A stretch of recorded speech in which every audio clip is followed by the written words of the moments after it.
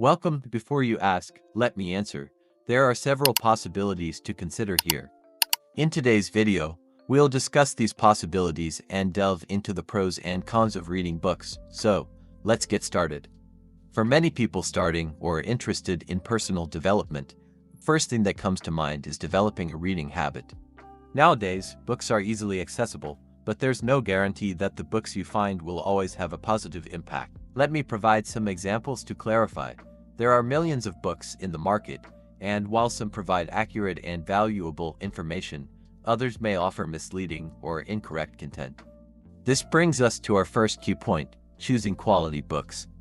If your goal is to gain knowledge, reading books might not always be the most efficient method. For example, there are countless summaries of books available online. Instead of spending weeks reading a book, you could grasp its core message in just a day. Here's a critical question to ask yourself: is my goal to gain knowledge, or is it simply to read a book? If it's the former, there are faster and easier alternatives. Watching videos like this one, for example, saves time while delivering the key insights you're looking for. Additionally, there are YouTube videos and podcasts that summarize personal development books. Reading books comes with several advantages, such as helping to break bad habits. For instance, if you're trying to quit smoking, you can replace the time spent smoking with reading a book. This way, you turn a harmful habit into a beneficial one. Better time management. Instead of spending hours on activities like gaming, you can allocate that time to reading. Enhancing cognitive skills. Developing your brain requires challenging it, and reading plays a key role. You don't always need to read books to acquire knowledge. For those with limited time or resources, there are practical alternatives.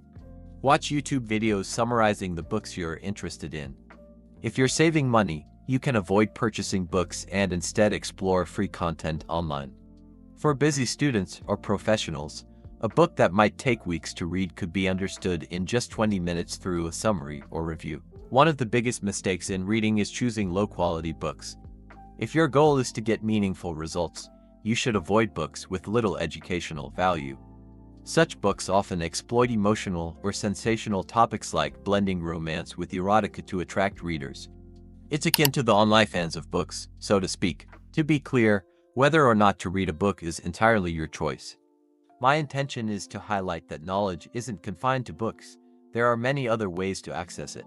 Advantages of reading books: helps break bad habits, allows you to use social media time more productively, assists in building discipline, improves language and communication skills. Disadvantages of reading books: risk of encountering books with incorrect or misleading information, time-consuming for those seeking straightforward information. 3. Financial burden for those with limited resources. 4. Misleading marketing of low-quality books that prey on readers' emotions. 5. Takes longer to extract pure knowledge compared to other sources. Let's wrap up here. What are your thoughts on this topic? Share them in the comments below.